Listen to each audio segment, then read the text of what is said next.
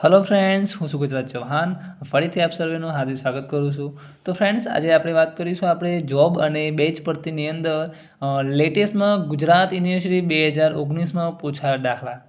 મિત્રો યાદ રાખજો, મારા ગણાયેલા જેટલા દાખલા હશે ઓનલાઈન વિડીયોમાં એના બહારનો તમારે કોઈ પણ દાખલો તમારા ગુજરાત યુનિવર્સિટીમાં પૂછાશે નહીં. કેમ કે હું મારા બધા જ વિડીયોની અંદર એવી રીતે બધા દાખલા કરાવીશ કે તમારી બધી જ મેથડો કવર થઈ જશે. ઓકે, જુઓ, ગુજરાત યુનિવર્સિટી 2019માં પૂછાયેલો દાખલો, બરાબર. તમારે જોવું તો જોઈ લેજો, તમારી ચોપડીમાં પણ આ દાખલો તમને આપેલો હશે. જુઓ, નીચેની માહિતી પરથી જોબ નંબર 420 જે માધવ લિમિટેડની માહિતી દર્શાવે છે. એટલે મતલબ આ દાખલો કોનો છે? માધવ લિમિટેડનો. અને રકમ તમારે ઓળખવાની મિત્રો, જ્યારે આવો દાખલો પૂછાય, કેવો? માલ સામાન આપેલો હોય, મજૂરી હોય વિભાગ 1-2, પરોક્ષ ખર્ચ હોય વિભાગ 1-2. જ્યારે વિભાગ 1-2 આવો દાખલો પૂછાય ત્યારે આપણે મિત્રો યાદ રાખવાનું કે આ જ રીતે દરેક દાખલો ગણવાનો. યાદ રાખજો, તમારી ચોપડીમાં આવા દાખલા અઢળક તમને ઘણા બધા આપેલા છે. 2019માં જે દાખલો પૂછાયેલો છે આવા દાખલા તમને ઘણા બધા આપેલા છે. દાખલા નંબર 1, 2, 3 તમારા આના જેવો જ છે. તમારે ઘણું તમે ગણી શકો. ઓકે, તો ધ્યાનથી તમે આ દાખલો જુઓ. તમે આ દાખલો તમે જોશો એટલે તમને આરામથી તમને બધા મુદ્દા તમને આવડી જશે. ઓકે, તો કઈ રીતે દાખલો ગણવાનો તો એના માટે યાદ રાખજો તો ખાસ. અને જે મિત્રો નવા હોય તો પાર્ટ 1, 2, 3 તમે જોઈ લેજો, પછી આ વિડીયો તમે જોજો એટલે તમને ઘણો બધો ફરક પડશે. ઓકે, તો પહેલી વસ્તુ, શું લેવાનું? માલ સામાન. માલ સામાન કેટલો મિત્રો? 5000. તો આપણે યાદ રાખવાનું કે માલ સામાન અહીંયા આપણે લઈશું કેટલો? માલ સામાન કેટલો હતો? 5000 એ આપણે અહીંયા લેવાનો. હવે માલ સામાનમાં આપણે શું ઉમેરીએ મિત્રો? મજૂરી. તો આપણને પ્રાથમિક પડતર મળે. તો આપણે શું લેવાનું થાય અહીંયા? મજૂરી. મજૂરી તમે જોઈ લો, એમાં તમને બે વિભાગ આપેલા, વિભાગ 1 અને 2. તો અહીંયા લખીશું વિભાગ 1, વિભાગ 2. એમાં 50 કલાકના 50 કલાક તમને આપેલા છે અને કલાકની 8 રૂપિયા મજૂરી. કેટલી મજૂરી છે કલાકની? યાદ રાખજો, કલાકની મજૂરી કેટલી? 8. એટલે 8 × 5 = 4. એટલે કેટલા? અહીંયા મજૂરીના કેટલી અમાઉન્ટ થવાની? 400 રૂપિયા થવાની મજૂરી. બીજું, વિભાગ 2 માટે તમે જુઓ તો 80 કલાક તમને આપેલા અને કલાકના કેટલા છે? 5 રૂપિયા. એટલે અહીંયા કેટલા થવાના પાછા? 400 રૂપિયા. એટલે આપણને અહીંયા મજૂરી કેટલી મળે મિત્રો? જે તમે જાણો જ છો કે 400 એટલે ટોટલ 800 રૂપિયા મજૂરી આપણે અહીંયા જોવા મળે. તો 5000 અને 800 એટલે 5800 તમને શું મળ્યા? પ્રાથમિક પડતર. યાદ રાખજો, આવી જ રીતે દાખલો તમારે ગણવાનો. અને મારી બધી જ મેથડો તમને એકદમ ઇઝી પડશે. ઓકે, તો તમને પ્રાથમિક પડતર કેટલી મળી? તમને 5800. આટલું આપણને કમ્પ્લીટ આવડવું જોઈએ. ચાલો આગળ. હવે શું કરવાનું? આગળ માલ સામાનનો પોઈન્ટ ક્લિયર, મજૂરી ક્લિયર. હવે પરોક્ષ ખર્ચ આવ્યો. તો પરોક્ષ ખર્ચો શું કરાય? આપણે ઉમેરો કરાય. શું કરાય? પરોક્ષ ખર્ચ શું કરીશું? આપણે ઉમેરીશું. તો પરોક્ષ ખર્ચ એટલે તમે જુઓ, તમને ચલિત આપેલા છે અને સ્થિર આપેલા. તો પહેલાં કોની વાત કરવાની? આપણે ચલિત માટે. તો પહેલો કઈ વાત કરીશું? આપણે ચલિત ખર્ચ. ચલિત ખર્ચમાં આપણે ખાસ જોવાનું કે તમને વિભાગ આપેલા, વિભાગ 1 અને વિભાગ 2.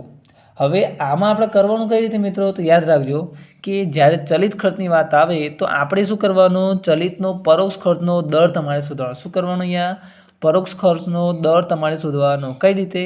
આ 10,000 હતા રૂપિયા, એને 5000 વડે ભાગવાના. તો અહીંયા કેટલા રૂપિયા આવવાના? યાદ રાખજો, વિભાગ 1 માટે કેટલો દર આવવાનો? 10 ને 5 વડે ભાગીએ એટલે કેટલા આવવાના? 2 રૂપિયા લખી દેવાના. પછી 15,000ને આપણે કેટલા વડે ભાગવાના? 3000 વડે. બરાબર. કેટલા? 15,000ને આપણે કેટલા? 3 વડે ભાગીશું એટલે કેટલા આવવાના? વિભાગ 2 માટે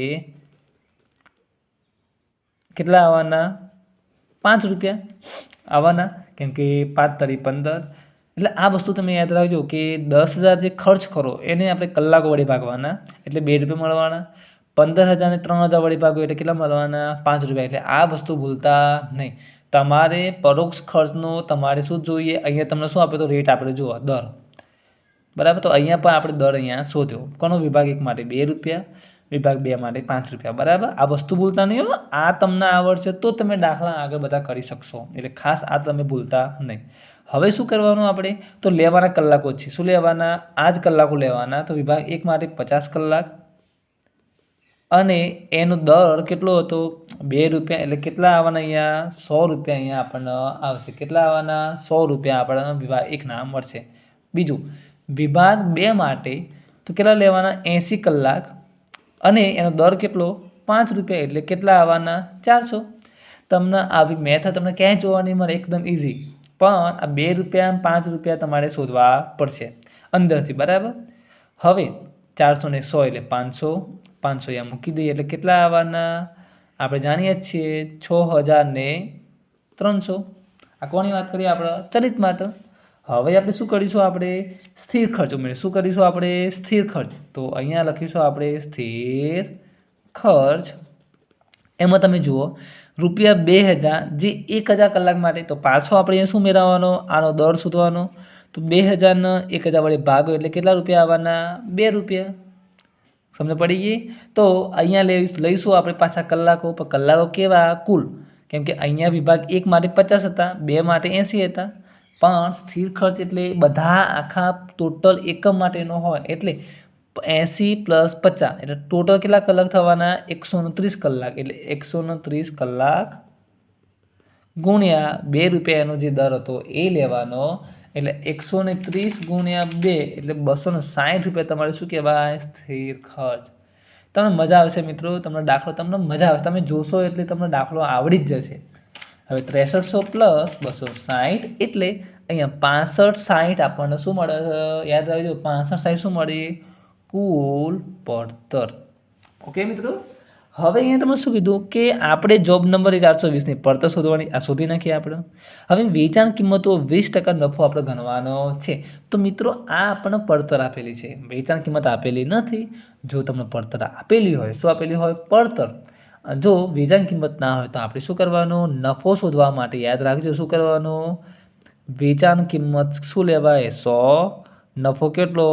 ₹20 એટલે ₹80 તમને શું મળે? પડતર મળે. આ વસ્તુ યાદ રાખજો. તો એ પદ બનાવવાનો. 80 એ પડતર કેટલી? 65-60. તો 20 એ નફો કેટલો?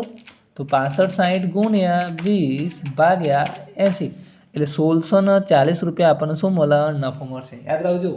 અને નફો શું કરીશું આપણે? પડતરમાં ઉમેરીશું એટલે 8200. આ આપણી શું કહેવાય?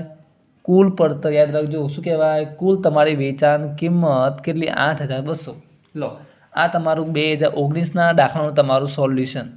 ઓકે, આઈ હોપ કે તમને આ દાખલો સરસ રીતે આવડ્યો હશે. તમે કોઈ પણ દાખલો ગણો, તમને આવા દાખલા આવડવા જોઈએ. ચોપડીમાં તમે જોઈ લેજો. આ જ મેથડના ઘણા બધા દાખલા આપેલા છે. તમે આ પ્રમાણે જ ગણજો, દરેકનો આન્સર તમારો પરફેક્ટ આવી જશે, એ મારો વિશ્વાસ છે. ઓકે, તો ખાસ વિડીયો ગમે તો લાઇક, શેર અને કમેન્ટ કરજો. અને તમારા ફ્રેન્ડ સર્કલની અંદર મેક્સિમમ બને ત્યાં સુધી શેર કરજો.